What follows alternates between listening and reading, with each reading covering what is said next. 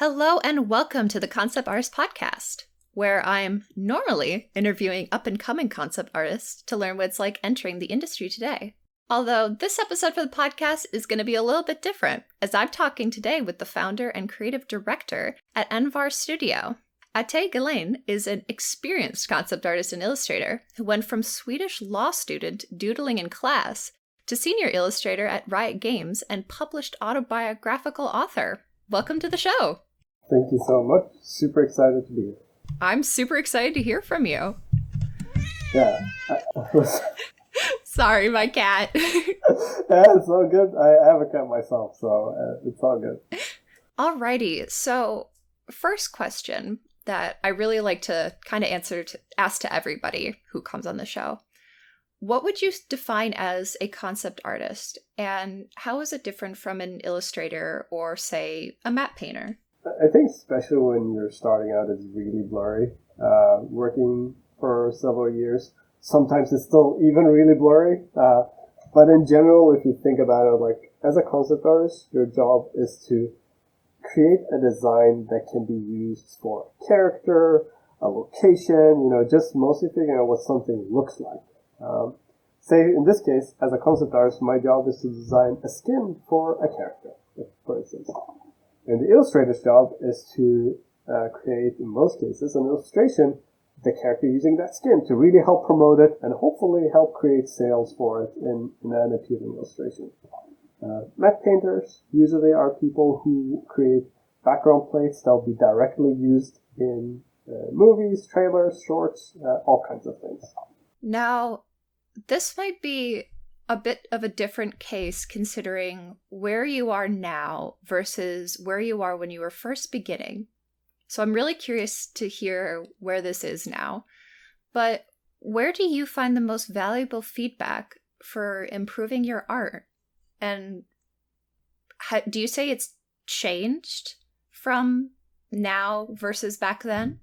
Yeah, I think now, like, my job is mostly like interpreting feedback when we work with clients and stuff, and trying to help distill it down to the essence of it, and trying to get better at like how do you like, because sometimes when you get feedback like from coworkers or clients or whatever, it's you can't just apply it one-to-one, and I think that's the tricky part people usually have.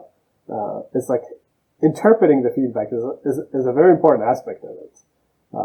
And I think in my case, like, when you work for a long time, like, you need to be very, very self-critical to not get, like, stuck in a rut. But it's always, like, the people I work with who I trust a lot to really help me improve on things that I'm just not very good at. So, and that's not just craft-wise. It's also, like, now in my position, maybe more other stuff that I need to get better at. Would you say that the type of feedback in maybe the way that you've looked for feedback has shifted in a way as well? Yeah. It's definitely like a very different type of feedback I'll look at now. It's like more, because also this ties into how we work in our studio. We try to, whenever we feedback things, we want to avoid trying to make things look correct. And that's where, like, you want to make sure that when you have a good foundation of drawing and painting, it's always going to look correct, The thing that when you work with companies and the way how we work is, like, how do you make it look awesome? And that's like a whole nother level, But if you struggle to make it look correct, you can never try to put the emphasis on where you want to make it look awesome. Does that make sense? No, that makes perfect sense. Yeah.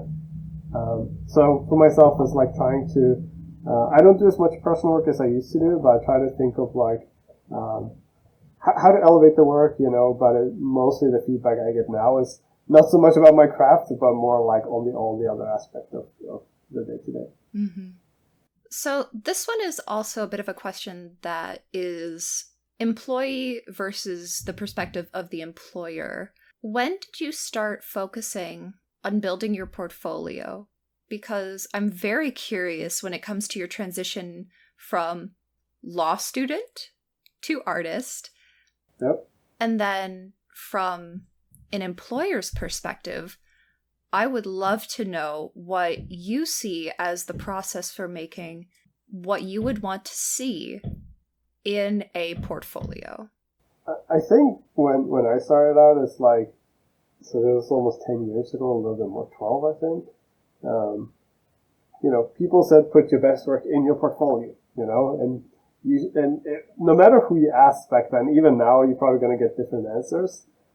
You should cover everything. You should do all styles. You should do only one style. You should do one thing, And I think the best thing to think about it is like, the portfolio is you. It's a representation of you and what you want to do, what you are going to do, If you have a lot of stylized characters in your portfolio, probably going to end up doing that. So you got to make sure that you enjoy doing that thing.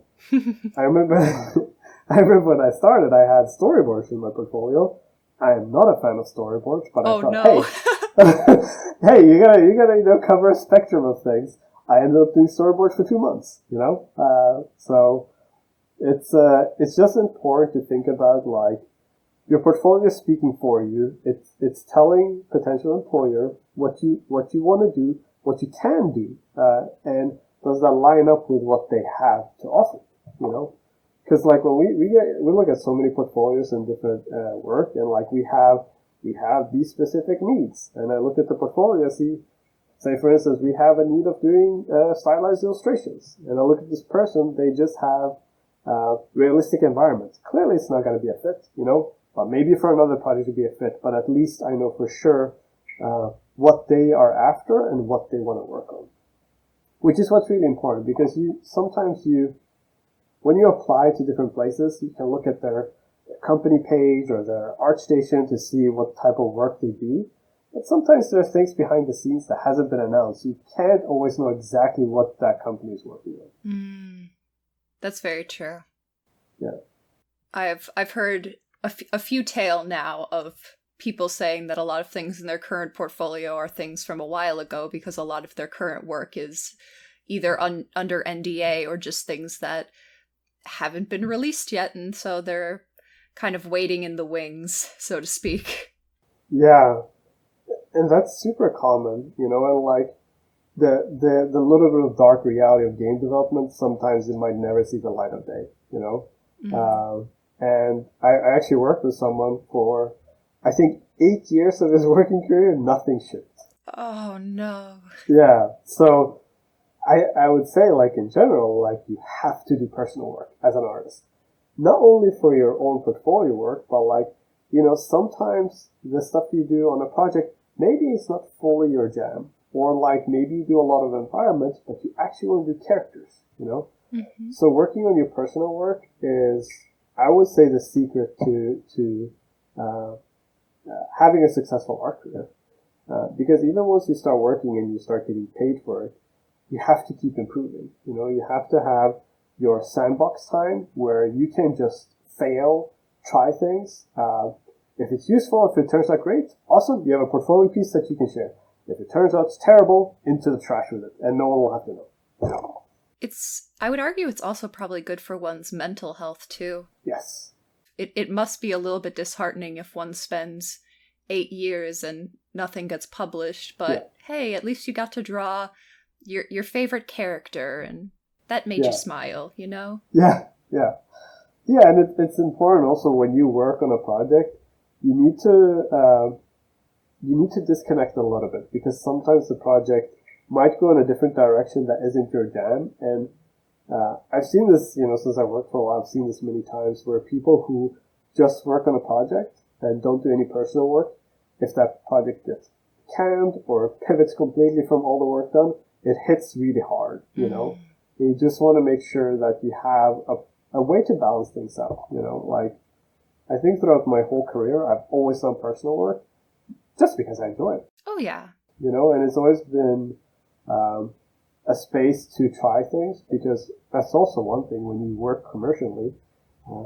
There's only so much risk you can take when you make something. At the end of the day, it has to work, right? Mm-hmm. You can't just be like, hey, I tried this new workflow, it didn't work, sorry.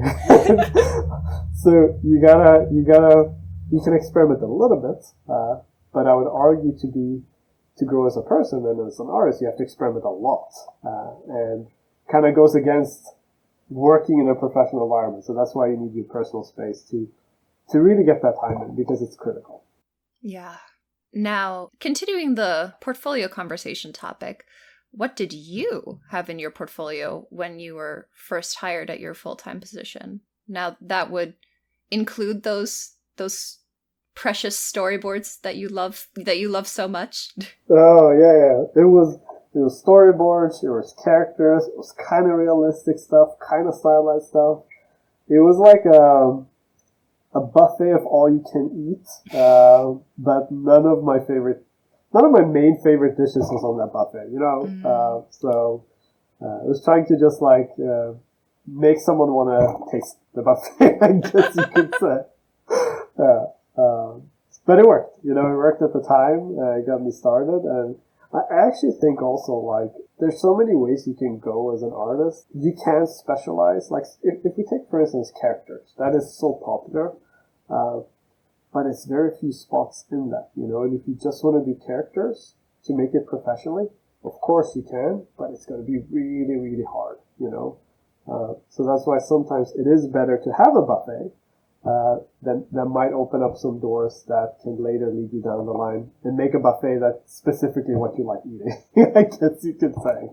Like maybe a certain type of food. Yeah. If we continue with the metaphor. Yeah. It's a good metaphor for food for art. Yeah. Now, I'm going to ask for a slight spoiler to your autobiography, if that's okay. Yep. But how old were you when you entered the industry for the first time? So I started drawing at 20, and I got my first job, I think, at 22. And been working now. I'm almost getting close to 33, so it's around that time. Nice. And how did you go about finding that job? Was it through a listing or? Yeah. It was a little bit of a journey, because like I did the most efficient tactic, apply everywhere and don't focus on anything and hope something works. Of course it didn't work. No one replied, no one said anything, and I realized that, all right, you know, I'm not getting any replies. Clearly something is not working in the portfolio. So I sort of put together a little bit of a plan to rework the portfolio and try again after 6 months. And then instead of applying everywhere, I picked 2 companies. There was an Envar Studio, and I picked like a game developer.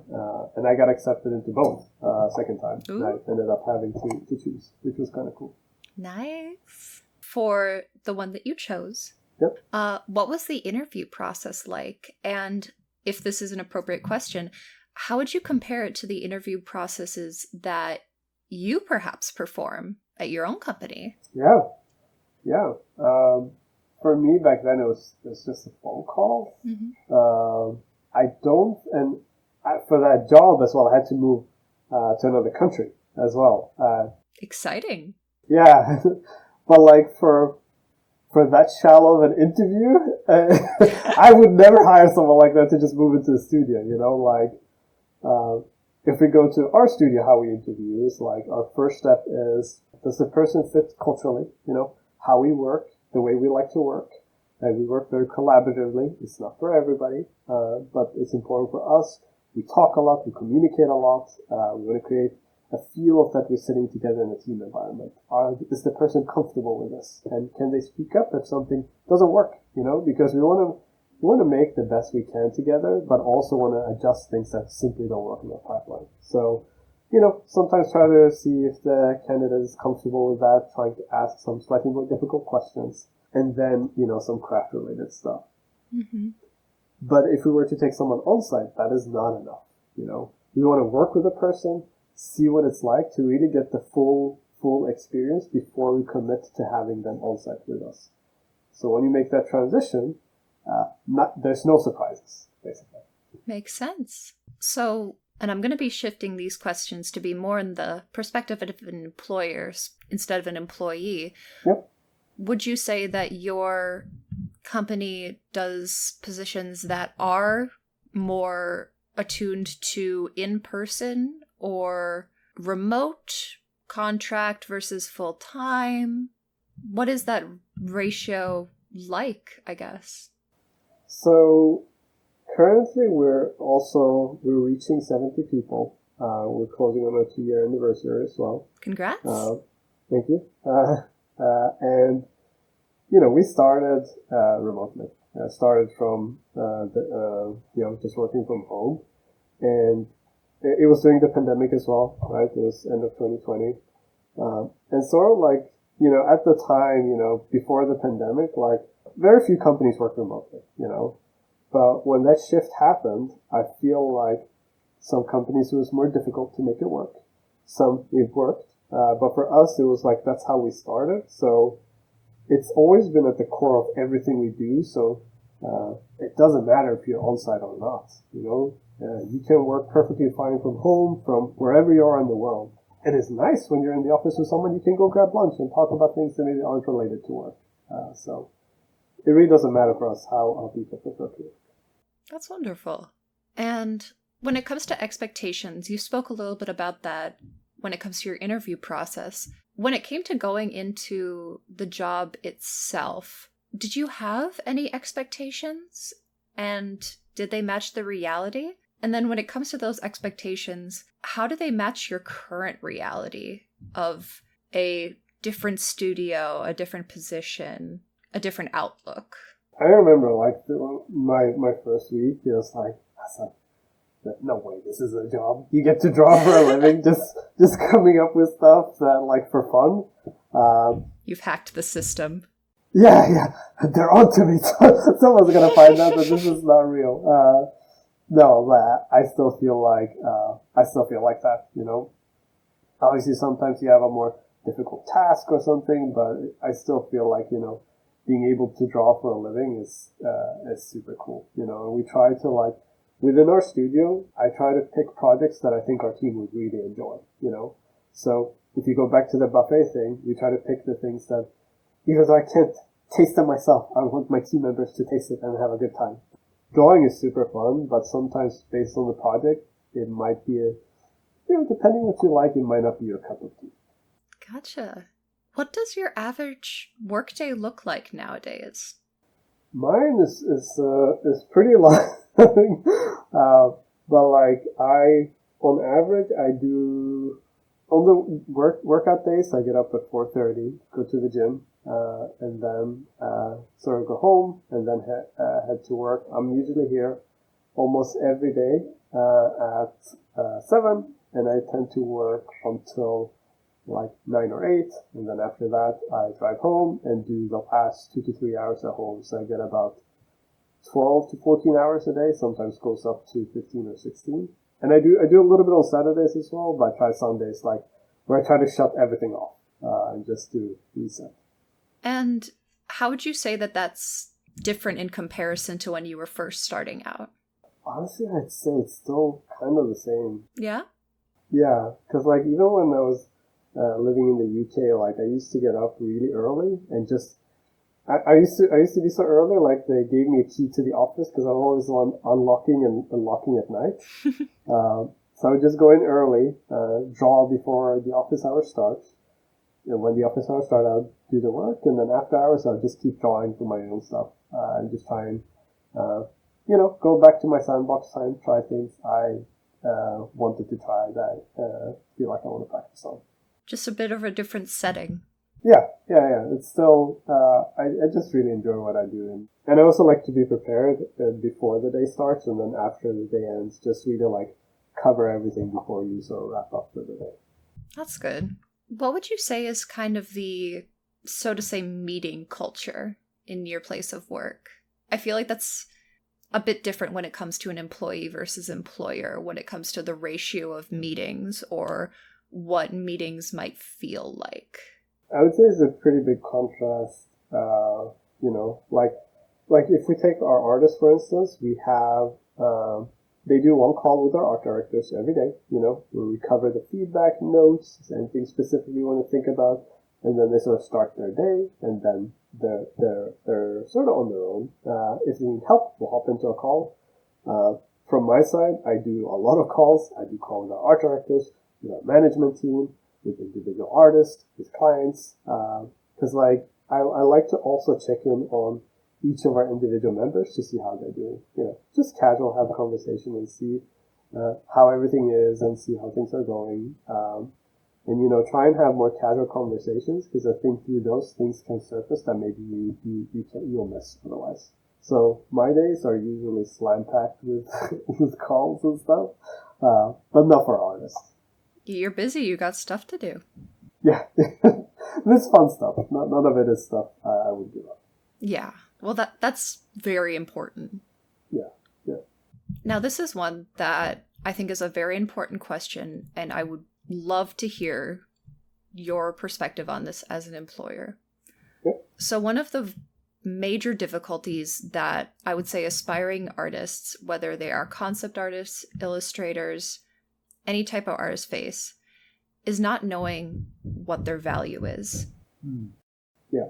As an employer, what sort of advice do you have for artists? I think there is a lot of things to think about, I can speak for our studio as well. One thing I've tried to do for my studio is, I know, speaking from my own freelance experience, people want to pay as little as possible, That is the golden rule. This person doesn't know how to negotiate, let's undercut them. Yep. I hate that. What I've tried to do with our studio, full-time remote, I want to keep a balanced salary across everybody. It doesn't matter how good you are to negotiate. It has nothing to do with that. What we go off is what you can actually do, and what your skill sets are like. Because the higher the pay is, the more expectations are on you, If you are really experienced and you can help a lot of people with feedback and direction, of course the pay is different than someone who is focusing on just illustrating an image and maybe struggle with that, Mm-hmm.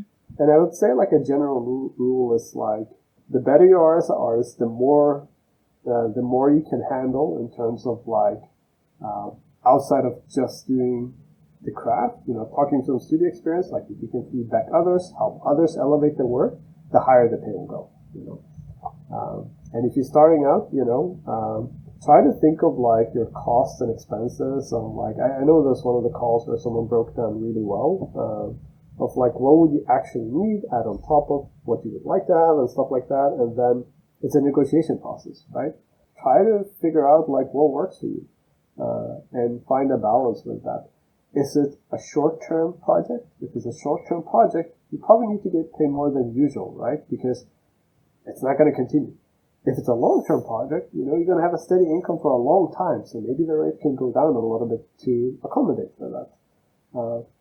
And have a discussion, Like I said, maybe some employers, maybe don't want to do that. But on our side, I actively try to watch everybody, in the studio. And we're almost 50 2D artists. So I'm trying, but I feel I know everybody, their strengths, their weaknesses, and try to keep it balanced. So it's fair across the board. Because I think it's important. It shouldn't be how well you negotiate. It should be more how good you are at what you do. I'm really glad to hear you're looking out for your employees that way. Yeah. That's really good that's comforting. Yeah, it's important, because it builds trust as well. I want to work with our team for a long period of time, and I want them to trust that we keep an eye out for them. So. Oh yeah, and that's so important. Yeah. Especially for things like employee retention, which there's articles on that in every industry every other week.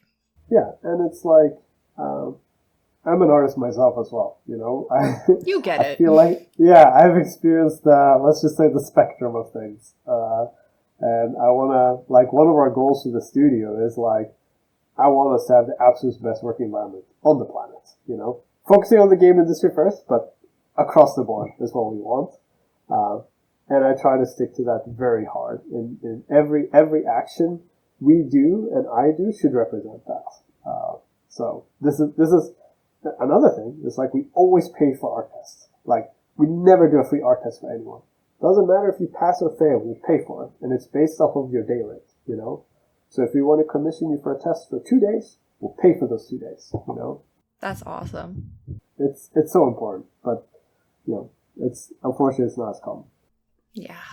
Now, when it comes to other kind of basic necessities that you brought up earlier, may I ask, what is your cost of living where you are? Kind of things like rent, transit, food. I would say healthcare, but you're located in Sweden, so. Yeah. Yeah. It's a little bit hard to say. It's like, because, rent is probably the biggest thing. And depending where you live, it's, I don't know, in USDs. Can I say Swedish crowns? Oh, totally. Okay. Yeah. So somewhere between like 6 to 15K, probably where you're looking for rent, depending on where you're staying at. The only thing that's difficult about Stockholm is like housing. So, but within that range, and then we have really good commutes. You just need like a commute card, which is pretty cheap. And then, like, depends on your lifestyle, right? Mm-hmm. You like to go out a lot, buy fancy things, it's gonna be costly. Like, I'm a bit of a hermit, so I even have pants that are torn until my wife is like, we gotta go buy you pants! Holy shit! So, yeah. It's good to know these things about yourself. Yeah. It's just, for me, it's like, the working setup is important, but outside of that, it's like, I don't have any excuses. Now we got some extra time, so I was wondering if I could ask you some extra questions, if that's all right with you. Yeah, let's do it. Awesome. So, what were the most common mistakes you found yourself making when you started creating professional art? I think one thing that is really, really important is, or at least for me, is like, try not to look for short-term solution. And I know this goes a little bit against what everybody wants you to think about. It's like cutting time, make it as fast as possible. But like, think about it like this. You're going to be an artist for so many years ahead of time. Like, if there's something you struggle with, take the time to learn it and get better at it. Because over time, it's going to be faster. Like, if you don't deal with this specific thing, it'll always haunt you. Every time you make an image, and in the long term, it'll slow you down. Even though right now you might find a quick solve for it. I think that's so, so important, and it'll set you up on it's a trajectory as an artist, right? Yeah. You want to keep improving, and not run into what do you call it when you hit like a stagnation. Yes.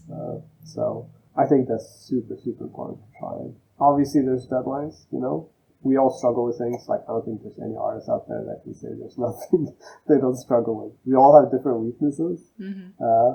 Try to iron them out one by one as much as you can.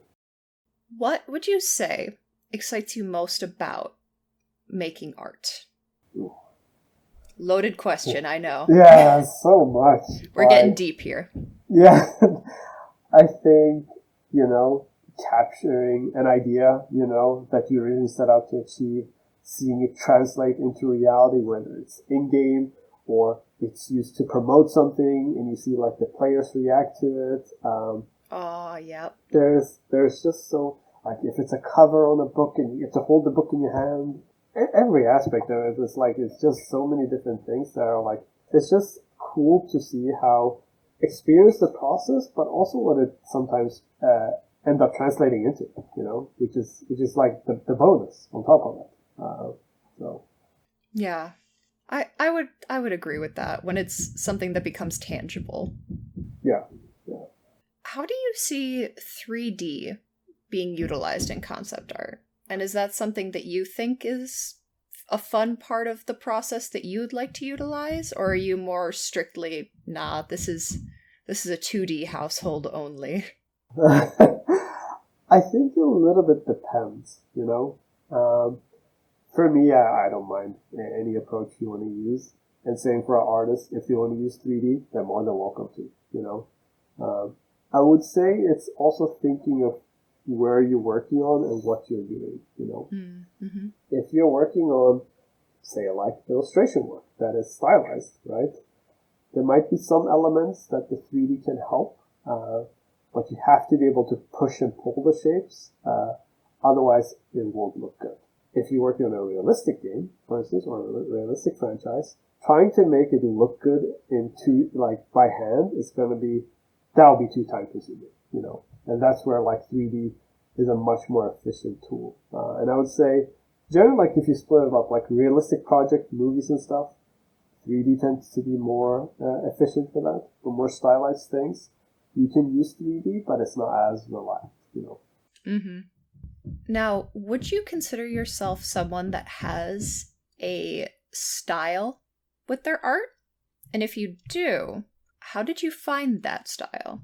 I think that's a super interesting question. I feel like we all ask us that specific one. And I remember when I was starting out, I was like, you see these artists and they have a clear, distinct way of how they do things, you know? Mm-hmm. And it's like, how do you do this? How did they discover their voice, right? And what I found is, maybe it's different for a lot of other people, but what I found is like, we all have our own way of, obviously it's based on influences, you know, like where you grow up, things you're exposed to, will sort of create your own taste and view of things, right? Like when you're early in your career, that doesn't come across at all, you know, because you can't execute upon it properly and you don't have the knowledge. But what I've seen is like when people who, I noticed this specifically when I did a painting every day for a year, it's like, I started seeing like there's some tendencies and things I like to do that comes across, and it's sort of like, it's translating across several images, and it's unconsciously doing it. You know, it's just things I like doing. And I started seeing it as well when I was at Riot and we're doing splash illustrations. You know, from the outside, they all might look the same. I can tell instantly who painted what without knowing, without sitting there seeing who painted, because seeing the person's personal work, you see the same tendencies in their commercial work, even though it's like targeted towards a different thing. And I think your voice will appear the more you paint, basically. Yeah. No, I'd agree with that. And looking at your art station, there are things in your paintings, especially when like I see your corgi appearing as like a trusted companion that no matter how far I scroll, his lovely face will pop up again. Can't escape him. In the most wonderful way. I would never want to escape him. Okay. And then like I see Studio Ghibli characters popping up again and things like that. Yeah. But I think especially like if you're early in your artistic career, draw the things you like, pull influences from what you like, and just think of the more volume of work you make, the more you might sound cheesy, but your true self will appear in your craft. Yeah. And I think that makes total sense.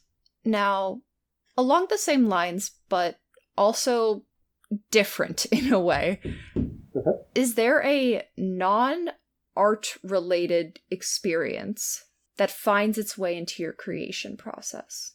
Does audiobooks count? I would say it counts. If it inspires you, then 100%. Yeah, I love audiobooks, and like I almost listen non-stop to them. You know, it's mostly like there's like two categories almost that I listen to, but like I would say that's one of the big inspirations to a lot of stuff I do.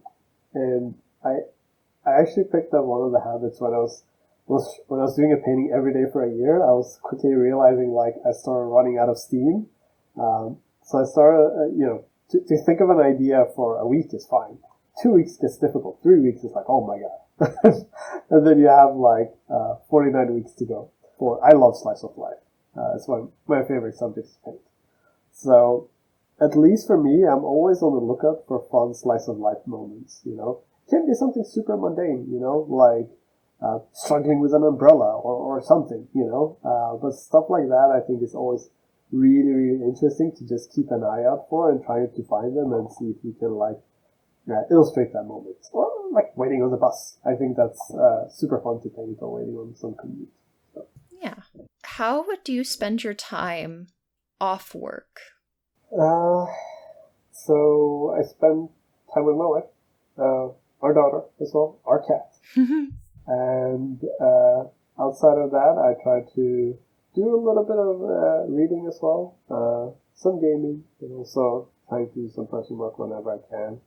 I try to exercise too. It really helps a lot. Just, like with mood, energy, and everything to keep the body moving, especially when you sit all day. So yeah, I really enjoy those. And trying new restaurants. I have this habit I picked up with my wife where when we were living in LA before we moved back, we tried like a new diner each morning for breakfast. Fun! Yeah. We were on the first quest was to find the best pancakes in LA. And I realized very quickly this is a very bad idea because it's super unhealthy. So my quest became to find the best eggs Benedict in LA. We try to keep the habit here of, it's easy going to the same restaurant over and over, but we try to go to different places whenever we can. That's so much fun. I love that for you guys. Yeah, it's nice. You'll have to let us know if you come to a definitive conclusion what the best breakfast in Stockholm might be. Okay. We wait on bated breath. Yeah. We're counting on you for this. If you're ever in LA, I can strongly recommend the Eggs Benedict at Snug Harbor. At Snug Harbor. Yeah, they're absolutely fantastic. All right, you heard it here, folks. Snug Harbor. Yeah. Everywhere else, not so much. But Snug Harbor. Now I've got one more deep question for you. Okay. Do you have a goal in mind for your future? And what is driving you? I told you it was another deep one. I'm so sorry. Yeah, I warned you. That's so good. There is, of course, a very...